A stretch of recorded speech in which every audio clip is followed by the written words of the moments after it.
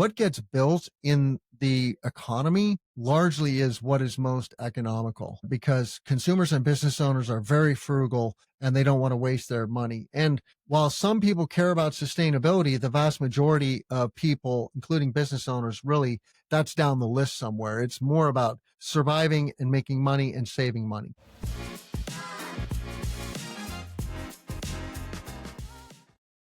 Tim, hi, welcome to the show. Hey, Peter, good to see you. Hi, nice to have you here. I've been looking forward to for a long time, to speak to somebody who's a kind of specialist in AI and especially in solar as well. So if somebody wants to think about the AI applications of solar, how would you explain them kind of the best and most impactful use cases that AI could have in the solar space? Wow, that's a big question. Every solar company is slightly different, but let's just talk about a solar installer. How could a solar installer use AI? At the front end in the sales and marketing process, right, you have website chatbots that can be very intelligent. If you go to cleanpowerhour.com and click on the chatbot, you'll see that it knows a lot about solar, because I have educated it with my book, some of my trainings, many of my transcripts from discussions that I've had with contractors over the years. And so there's a foundation there. It's not just randomly looking on the internet for answers to your solar questions. So if you have a smart chatbot, that is a good potential way to build relationships with people coming to your website, and then, generating leads or screening leads or scheduling meetings. And my chatbot will ask you if you want to schedule a meeting after having some back and forth and engaging you in a discussion and figuring out if you're somebody that I should actually have a meeting with, right? So sales and marketing, absolutely a way to leverage AI. The chatbot is way better than, for example, Siri or the Amazon Alexa, right? And it's a bit of a mystery why Apple and Amazon have not created more intelligent chatbots, right? Those are chatbots that you speak to, right? And it's a little bit of a mystery in the industry, but those chatbots are not very good. So sales in the field, in operations, talk about finance. There's a lot of repetitive tasks in finance. People are entering bills and receipts and documenting processes and payments and numbers. And this can be done. This can be semi-automated. You always want humans in the loop, right? With anything important. And that's kind of the drum that I like to beat around AI. It's like, yeah, you can build smart agents that can go off and work for you 24/7, 365, never get sick, never show up late to work, never take vacation, but they're not perfect, right? And so you have to provide them with some human oversight. So I'd be happy to go further, but I don't want to just sit here and talk for half an hour either. I want this to be a discussion. No, but those are quite valid points. And I think we are still on a kind of exploratory journey, right? We are still scratching the surface. And as you mentioned, if you build kind of your own GPT that's trained on high quality data, and then it really looks for that data and reaches back to it and gives you answers based on that, I think that's very valuable, especially in today's markets, right? When we have a lot of cost pressure on all sides of the industry, especially the residential side. And, this could be really a kind of panacea for most, especially small companies, to look at the cost structure and to kind of optimize the cost and maybe put a layer of humans on top of them who can call the final shots, right? Yes. AI, you can think of AI as an operating system or like electricity. Once you have electricity, you never go back to burning whale oil for lighting, for example, or for powering your equipment. Like, it's such a game changer. It's such a quantum leap in efficiency, being able to get things done cheaper, faster, better. And you just never go back to not having electricity. No culture on earth ever dipped their toe. Well, with some minor exceptions, okay? There are some religious groups who don't embrace grid electricity, for example, and insist on using gas-fired refrigeration and lighting. There is a community near where I live here in central Illinois of Amish people that do this. They run businesses on natural gas, and they run mechanized operations using compressed air. So anyway, they are technically living without grid power, but they're still leveraging fossil fuels to run their businesses. You can think of AI as electricity. It is so fundamental, and every business will either have it in 2 years, it'll be integral, or they won't be in business, literally. Like there is a cliff coming. You have to get on this train. You have to become proficient.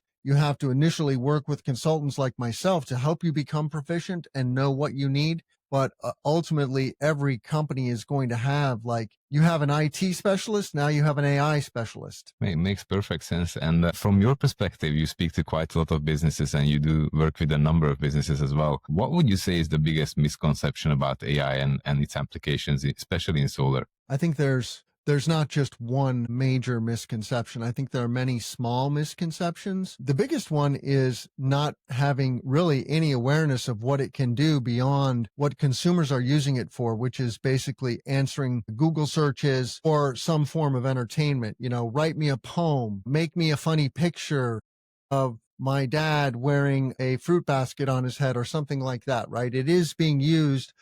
Approximately 70% of the usage of like ChatGPT, which is one of the big LLMs, is for personal use. In the business arena, I think there's a lot of misconception around how it can become a game changer. There's a lot of skepticism that people hear this phrase, well, it's just a machine that spits out words, which a language model is in a way, right?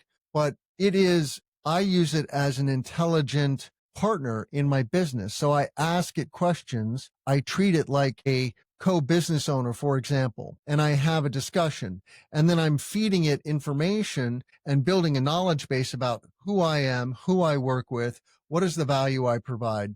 And then it can be super useful as a buddy on my shoulder, but only if I spend the time to build a relationship. So you can think of it as a relationship, and it's a double edge. Some people go overboard and spend too much time, I think, chatting with the chatbot and forget that there's this thing called the real world out there, right? And real humans. And we don't want to forget that either. And from your perspective, I think you have quite a lot of knowledge on the topic, but what would you say is the big difference between the hype and the practical tools? You know, you have some tools which are nice and shiny, but what separates the two? You know, what are the real applications? I assume one of them being what you just mentioned, that you need to give the AI some context, right? You need to build the relationship. Yeah, context is a word that is going to come up a lot.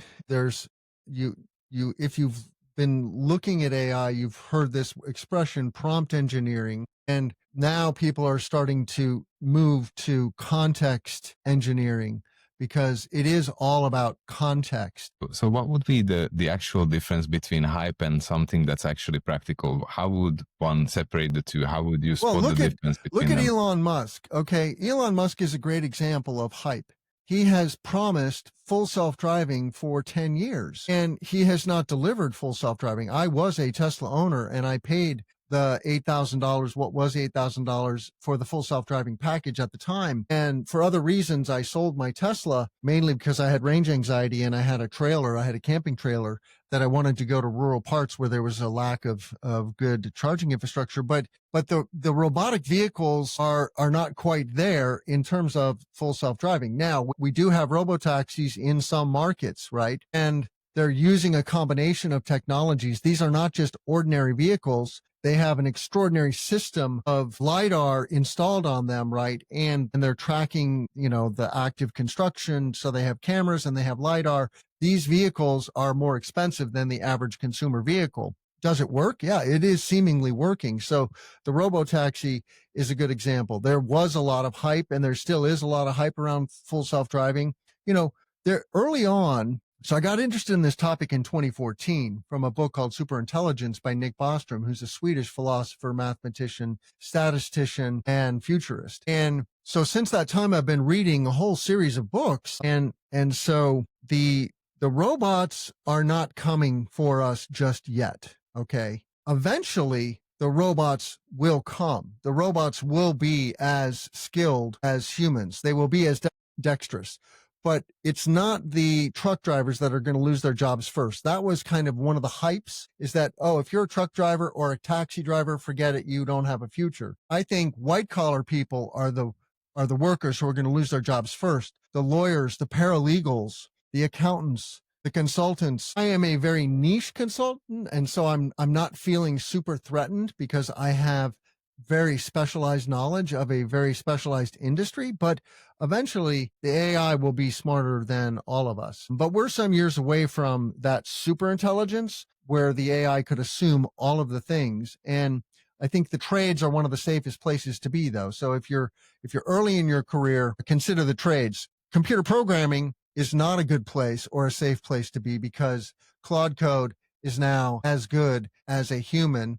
There's still a human in the loop. And so it's the senior programmers that are maintaining their jobs, but young grads, recent grads in computer science are struggling to find jobs. And so the AI is replacing some workers now in the economy. We see this in real time, and you have to be careful and you have to pay attention to some thoughtful analyses of what jobs are at risk and what jobs are not. Indeed, I actually saw quite a lot of layoffs, especially on publicly traded companies, right? Your customer success teams, those are the ones who are being laid off. But it's quite striking that 3, 4, 5 years ago, everybody was thinking that they are really coming for the blue collar jobs first, right? As you mentioned. And now it turns out that it's actually going to be the legal and lawyers and these type of guys who will lose their jobs eventually first, right? So it's quite a shift in perspective and how the LLMs and other AI are actually evolving. That's also changing every day. So it's quite difficult to keep up with that. It is very hard to keep up with. And that's where a tool like Perplexity comes in. Perplexity is a very good search engine. And so, for example, I would ask it, tell me about recent AI related layoffs. Okay. And it'll scour the web. It looks at news stories. It looks at Wikipedia. It looks at social media. And then it gives me a very nice list, Meta, Google, Microsoft, Anthropic, even the LLM companies, right? The foundation model companies are part of this, right? The LLMs are becoming really good at coding, for example, right? And so the technology companies are one of the places where there's going to be contraction. My industry is going through a contraction right now. The solar and battery industry is going through a contraction in the United States. Globally, it's still exploding. And I tell people, no worries, in the long run, we're going to 10x this industry, but we're going to go through some ups and downs, and we're going through a down period right now, a contraction. It's temporary, and AI will have its ups and downs. It's a very fast growing industry. There is hype.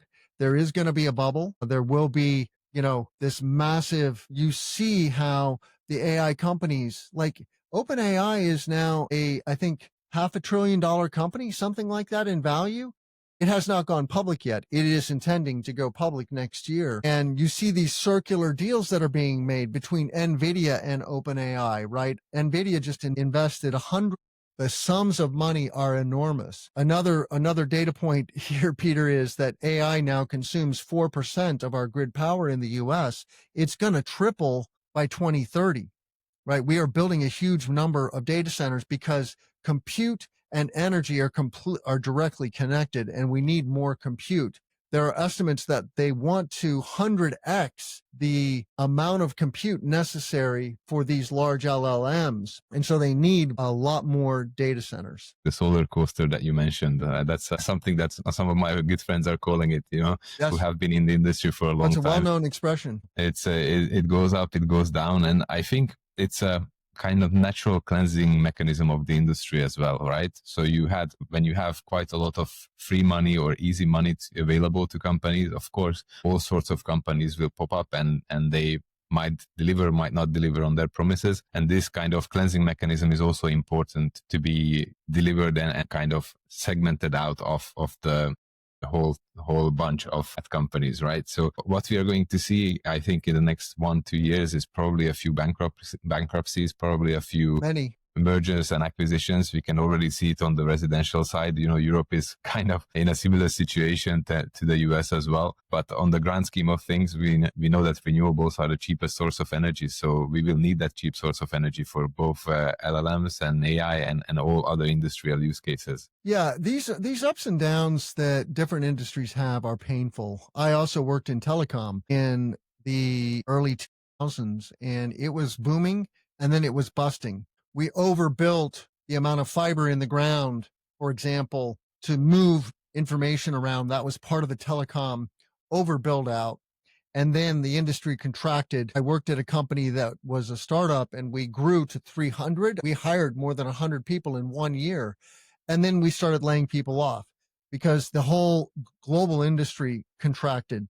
It's a force that is beyond you. And so you have to be smart about these things and not put all your eggs in one basket and make sure that you are essential to your employer. This is where having credentials like NABCEP, for example, in solar, get your PVIP or your PV technical sales, because that sets you apart. That shows that you have a lot of grit and wherewithal to become technically capable and knowledgeable such that you can pass a stringent certification and then expand your base from just like solar, right, to solar and batteries, or solar batteries and heat pumps and electrification of HVAC. You see installers in California, they went through a contraction a couple years ago when NEM 3.0 was rolled out in California, which really hurt the residential solar industry. And what the successful contractors did is they expanded their service offering to also do HVAC or maybe even roofing. And usually it's one or the other. I don't know of one that does it all, but anyway, and there's still a thriving solar industry in California. It's just there are less residential installers and there are more commercial installers. And that's the national trend now, is that people need to move into commercial. Residential is going to contract by 50% in 2026, probably. That's a huge contraction. And if you're thinking, well, what am I going to do with my workforce? Or if you're an installer, what am I going to do for work? You have to be thinking about, well, where's the longer tail that you may not have chased yet, and go chase that. Indeed.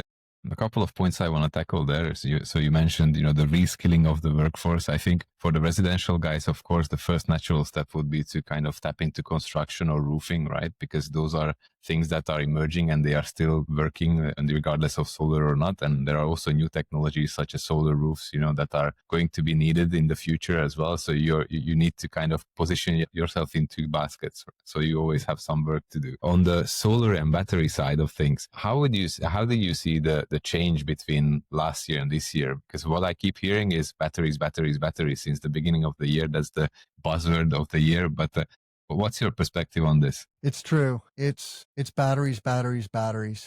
And we're developing an industry where both, residential and commercial facilities will have just a battery, no solar. The battery is a very useful device because it absorbs energy and then gives it out instantaneously when you need the power locally, but it also provides grid services like frequency regulation. The grid operates at a certain frequency, 50 or 60 hertz, depending on your geography, right? And the battery is a conditioner for that electricity. And then you can do things like attack capacity charges or demand charges, which if you're not an energy professional, you don't know what I'm talking about.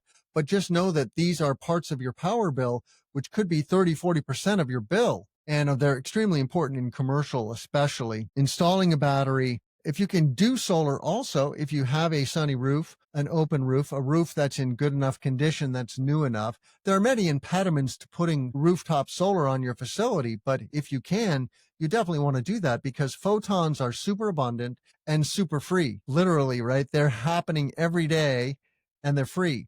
So if you put the collector out there, the technology, the generator, you can just run it for 30 years. And yeah, it needs a little bit of maintenance, but it's a very good investment and it's a great hedge against rising energy costs. One of the side effects of the AI explosion that's happening is rising energy costs because the grid doesn't have enough power. And when there's a shortage of power on the grid, this is capacity on the grid, prices are going to go up. That's just supply and demand. We have a true market economy in this way, and that is a double edge. If you want to hedge against the rising energy costs, solar and batteries, or solar and wind and batteries, depending on the type of facility you're trying to power, or solar and a gas generator, all kinds of hybrid scenarios are at our beck and call, really. This is one of my favorite topics to play the devil's advocate on, the whole AI and being outbid of the energy market, right? Because what we are looking at is essentially the AI can afford to pay much more for the electricity at that point in time than you do as a homeowner. It plays both ways. AI really needs huge data centers, including nuclear and solar and all the energy it can get. But on the other hand, you as a consumer or a house, the homeowner, you actually really need to hedge yourself against it because it can easily outpay you from the market. So if you really want to make sure that you have energy, you better install those solar panels and the batteries as well on your home. The AI companies are going to be limited by access to electricity. And this is a thing. And that's why you see this rush to build out really big data centers. Facebook is building a data center in Louisiana that is almost the size of Manhattan. It's just massive. And you already have some really big data centers that are in the news. XAI, the Twitter AI company of Elon Musk's, built a huge facility in Memphis, Tennessee, and it's causing air pollution because it's gas fired. It's powered with gas generators. They built a power plant on site to power the data center. And what that allows the developer to do is turn it on very quickly. They're not waiting for a grid connection. They've got local power. And this is a strategy for data center developers, and hopefully it'll be a lot of hybrid, not just gas generators, but it is a thing. And then there will be a plateau and a downturn, and then more up and down, right? It'll ebb and flow, just like the first internet boom in the 90s, right? There was all kinds of crazy e-commerce stuff going on, petfood.com. That just wasn't sustainable. Amazon ate the lunch of most of those companies that thought they were going to have a going concern in 5 years, and they didn't. So there is stupid money flowing into AI right now, and there will be a lot of blood in the water. There needs to be, and as we mentioned, it's a cleansing mechanism. On the grand scheme of things, if we segue into macro a little bit, we have the typical graph that probably everybody has seen in solar, the production graph of the US versus China. That will tie back to what you just mentioned on the computer plus the energy mix, right? So the US has been producing something along the lines of 4 terawatt hours of energy for the last, 15 years. And China is actually producing 10 terawatt hours right now. So there we can see the potential, and also the risk for both countries, right? Because the US has the chips, but you don't have the energy or the energy output of China. And at the rate of the installation that's happening in China is going to be quite tricky to catch up.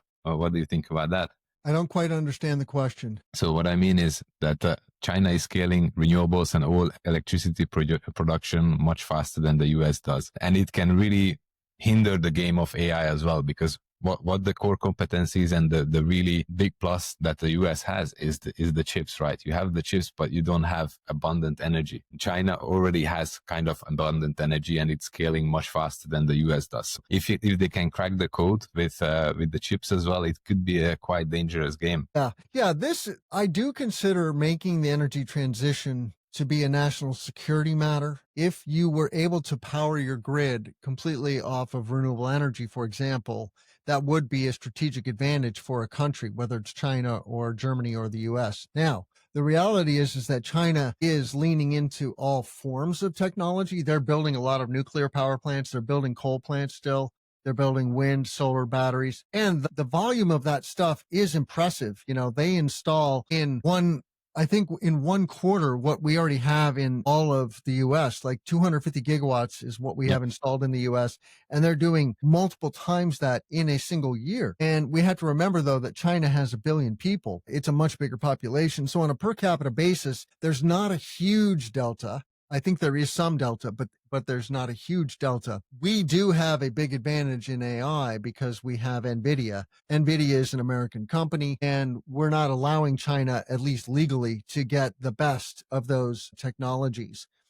And so but there's a race going on. It's a race for global dominance, and who wins? I don't know. It's a double edge. Like, do we want America to win that war also? There are pros and cons to any winner that you were to pick. But I do think that the powers that be need to be cognizant that photons are super abundant. We could power our entire society on just photons if we chose to, with batteries, right? So you can store the excess during the day and then feed them back on the grid at night several thousand times over. That's how super abundant photons, just photons. Then you've got wind and wave and hydro, etc. So if we really wanted to clean the grid completely, that would be an easy problem to solve. Actually, it's not that big a deal. At this point, we are super rich in fossil fuels though. And so we're choosing to kind of lean in on that and nuclear. And we're seeing a nuclear renaissance in the US now because the powers that be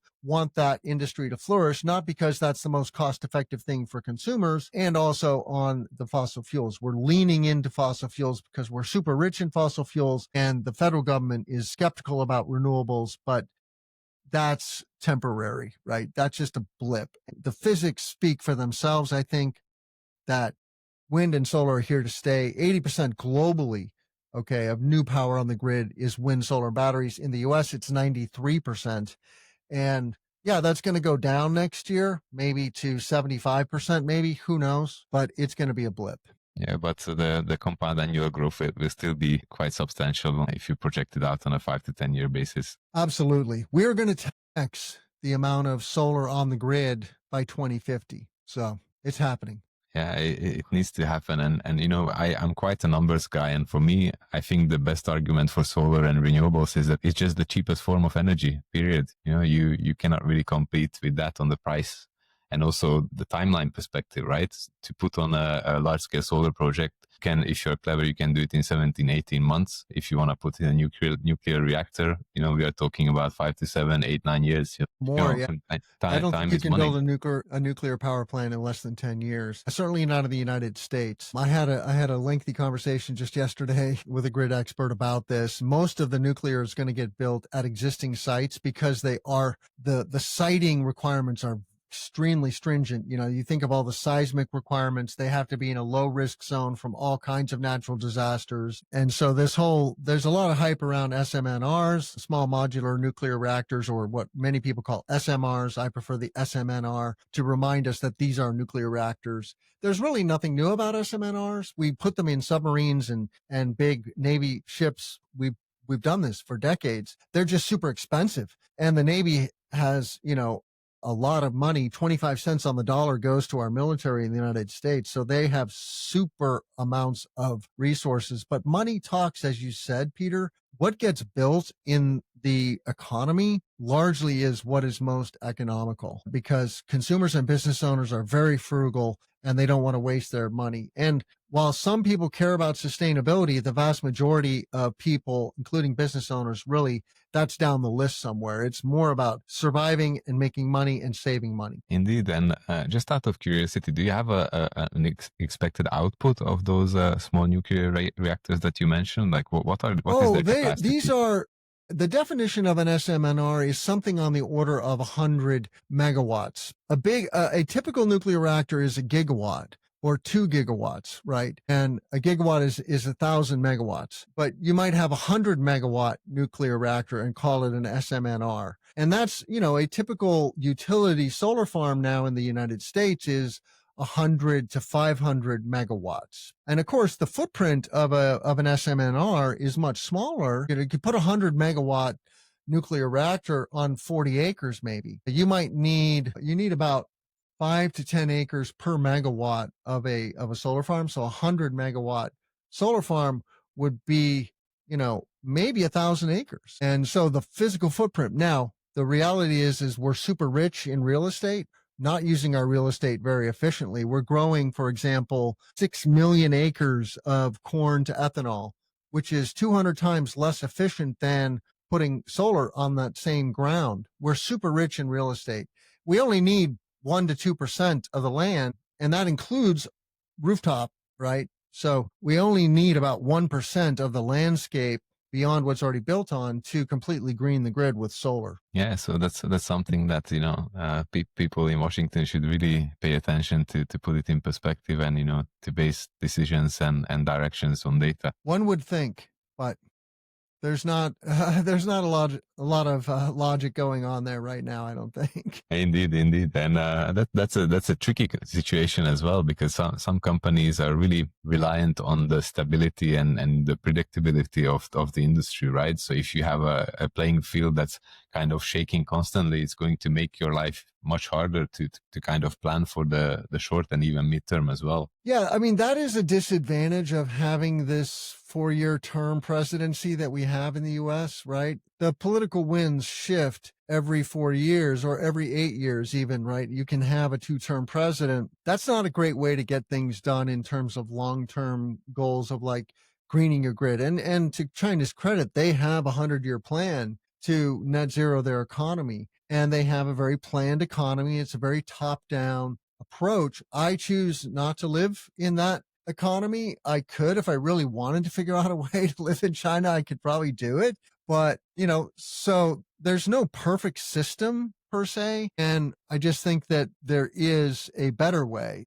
We have what's called a regulated monopoly energy system in the United States, whether it's investor-owned utilities or co-ops and munis. We have two kind of apples and orange systems. One is private power and one is public power. But the net result is it's a regulated monopoly. And that's a good thing because it creates a level playing field. Like there are certain standards. Our base standard is, yes, we want electrification. We want very high resiliency, very high uptime. And for the most part, we've done that. It's an amazing machine that we built called the grid. It's, some say it's the most complicated machine that humanity's ever built. And I don't question that. It's amazing, but it's also not evolving as quickly as it needs to. Like the technology has changed faster than our ability to respond. And the grid operators are holding us back from the energy transition in many ways. And we need to fix that. Same goes here in Europe. It's quite tricky. And here the pie is even more fragmented, right? So we cannot really come up with a European-wide strategy for the grids, which are interconnected anyways. The kind of curtailment and the queuing time for solar projects is getting actually longer and longer by the year because, it takes a lot of time. And within, for example, Germany as well, you have the 13 Bundesländer, every single one of them has some way, shape of autonomy to make decisions and to create their own regulations. So it makes the system quite complicated to navigate, especially for a multinational company who needs to do projects in different countries. It boggles the mind, Peter, how we have invented a system that is extremely bureaucratic and resistant to change, and yet at its core was designed to serve the needs of people, right? Residents in various places. And while it did that at a certain time, 100 years ago, it's falling behind now because what people want is independence and affordability and a more sustainable future. Right? They want to be able to microgrid, for example. They want to have a virtual power plant. They want to have cleaner air, right? Because air pollution from fossil fuels kills millions of people a year, upwards of 8 to 10 million people a year. And that's a real cost to society. And we could transcend that, right? We have the technology now. We just need to deploy it. And yet the utilities are not necessarily incentivized to respond to that demand, and it's a problem. Yeah, as humans, we respond to incentive structures and motivation, right? So those are the two things that can really push us forward and also hold us back. So if the incentive structure is right, things are getting done. If it's mismanaged or misaligned, of course, nothing is going to get done as it should. Yeah, and I don't have all the answers. It's easy to identify this problem, but it's hard to solve. Like, I don't want to give up reliability, for example, to make the energy transition. Do I think that we could build a grid that is reliable and green? Absolutely. I think community scale microgrids, for example, check out my interview with Craig Lewis of the Clean Coalition on the Clean Power Hour. If you just Google Craig Lewis and Tim Montague, you'll find that.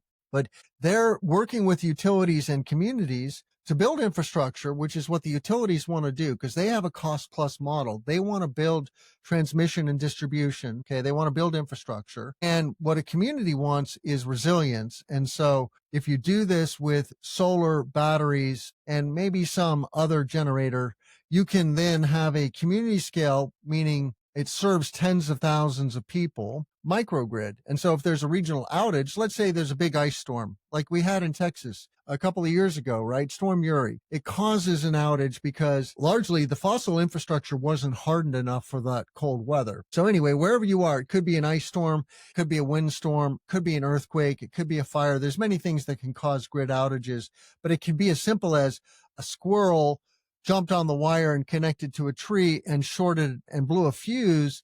And then that caused a cascading effect. Outages do get caused by stupid, silly little things like squirrels. And that is frustrating. But what communities want is resiliency. And the model that the Clean Coalition has come up with is definitely one that has legs, because you're building infrastructure, but it's sustainable infrastructure. It's based on solar, wind, and batteries, and it has this microgrid capacity. So if there is a regional outage, you take your community off the grid, still have local electricity, keep the economy running, keep the lights on, right? When you don't have electricity, it's really hard to get life done. Like, it's like camping, and we do this for vacation, and that's cool when you're just kicking back, cooking, enjoying the fire, right? But if you're trying to get work done without the internet, without electric lighting, without heating and cooling, I mean, life just gets really uncomfortable and weird very quickly, and people freak out, right? You see people riot in the streets. They go on a rampage when there's a big long outage. Yeah, and we are also spoiled in Northern Europe and also in Europe and also in North America.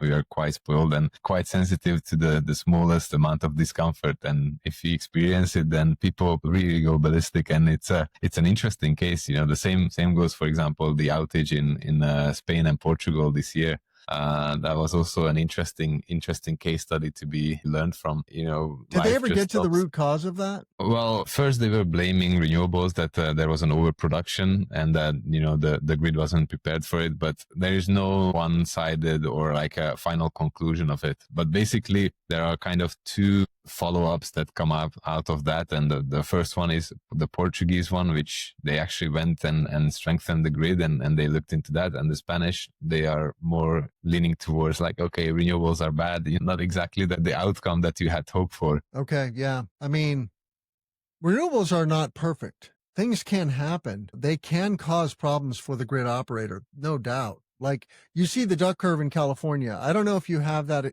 effect in Europe, but in California, where we have very high penetration of solar, right, in the middle of the day, when the solar's cranking, right, then the grid operator has to slow down the other generator sources, right? Because there's a lot of solar flowing onto the grid. And then at 4:00, when people come home and they turn on their electric stoves and ovens and HVAC, their demand goes up. Meanwhile, the sun is going down. And so the generation from solar is going down. And this is a balancing act. You can think of it literally as walking a tightrope. But guess what? Technology is very smart now. And we have forecasts that say to the grid operator, tomorrow at 4:00, it's going to be, this is the weather. You can expect this load tomorrow. And so balancing that is totally doable. We just have to lean into that and build smart infrastructure, inverters that can be moderated. For example, UL 1741 is a standard we have in the US, which allows the grid operator to turn down the inverter. If they're getting too much solar power at any time, they can stifle the amount of solar coming onto the grid as a safety mechanism. And that makes perfect sense. For sure. I mean, here, what we have, for example, in Germany, we have basically you're paying a penalty for feeding it back to the grid. For example, at lunchtime when you have peak production, because you need to protect the grid. And basically, that's why the systems that you mentioned, inverters, etc., are absolutely crucial. So here in most markets, it's kind of regulated by the price. So instead of you getting paid for the electricity that you produced at peak, you would actually be paying for feeding it back to the grid. So it works out quite well in terms of the incentives. And that's why you see all of this tendency of, Europe is not typically a market, or with the exception of Spain and maybe Portugal, of trackers. And we haven't had too many trackers in the past, but now you really see this coming predominant. exactly because of this, because you want to be producing at the shoulders, right? So you want to be producing the most amount in the shoulders because that's the most valuable, and then you can get paid for your electricity. So it kind of feeds back to the hardware side of things as well. Yeah. And, as penetration of solar goes up, you do see markets saying, okay, we don't want any injection onto the grid. We call this non-injection. There becomes a non-injection standard. Like in Hawaii, this is a thing. If you install rooftop solar in Hawaii, you're also installing a battery almost 90% of the time now, because the battery allows you, and the inverter, it's a both and, but the battery allows you to still leverage all that solar energy, collect it, and use it later on and not feed it back onto the grid, right?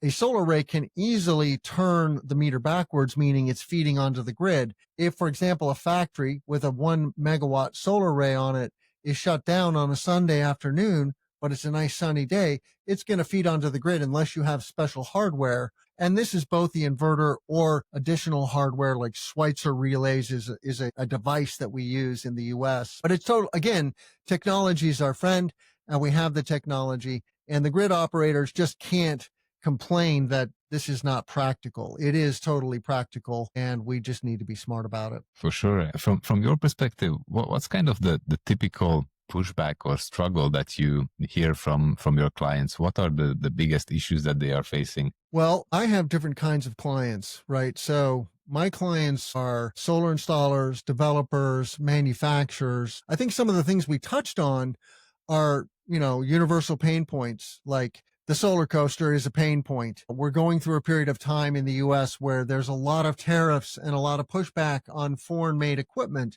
Well, guess what? China makes 70% of the solar panels on Earth. It's very hard to make a big solar project with true blue American made solar panels. We're getting solar assembly going in the US, solar panel assembly. Some inverter manufacturing is happening now, but it's not at scale. It cannot feed the entire clean economy in the US. And so there's a disconnect between what the federal government is doing in terms of punishing foreign manufacturing and what the industry wants and needs, which is affordable, accessible equipment, which is made in Southeast Asia predominantly, right? Like the Chinese moved their factories because of the tariffs. They've moved them to Southeast Asia, to Indonesia, Malaysia, Singapore, etc. And Mexico, right? And Mexico.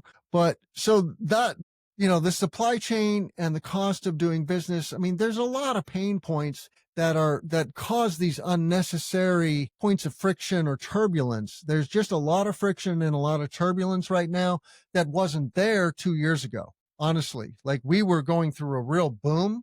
We had the Inflation Reduction Act, which is a huge piece of legislation, which was generating a lot of onshoring and reshoring of manufacturing in solar batteries, EVs. And there's a lot less of that happening now. And despite these requirements and phasing out and FIAC, foreign entities of concern, they're punishing foreign manufacturing basically. And we don't have the easy replacement. I heard a quote from Ford, just the Ford automaker, saying we could hire like 1,000 technicians tomorrow that we cannot find today. So who's going to man all the factories that we need to build all this stuff in the US? Like we don't have the workforce. So there's a disconnect in the halls of Washington, which is really frustrating. Yeah, it's quite a tricky situation, and we are somewhat in similar shoes in Europe.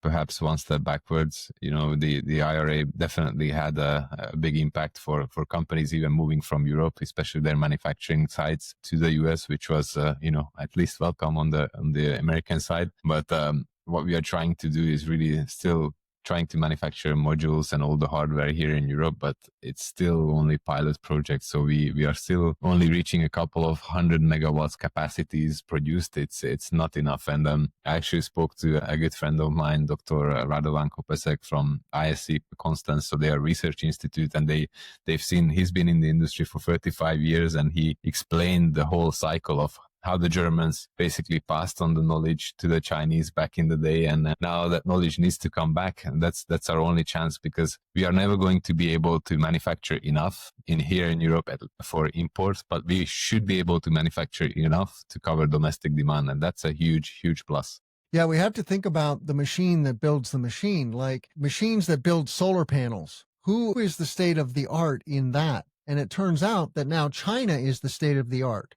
they've gotten very good at robotics and clean tech machinery. And so if you're going to build a solar panel factory in the US, you're dependent on buying equipment from China, very likely. And you can hear this from Dean Solon, who's building a factory in Tennessee right now to build American-made solar panels as well as inverters. He just announced a deal with a German inverter company, SMA. And yeah, so China owns so much of the manufacturing economy. Like, we're a service economy. We stopped being a manufacturing economy, even though we still do some. There's this expression, I don't know if you've heard this, of the Rust Belt in the US, right? In the Midwest, where we used to have tons of factories and steel mills, and many of them are gone because we sent those jobs to Mexico, other parts of Latin America, and to Asia. And Americans really don't want to do that work also now. We have become a service economy, and to just flip a switch, no, you can't do that. It's not that easy. And also the economy as a whole, it's much more complex and much more interconnected on all levels, not just the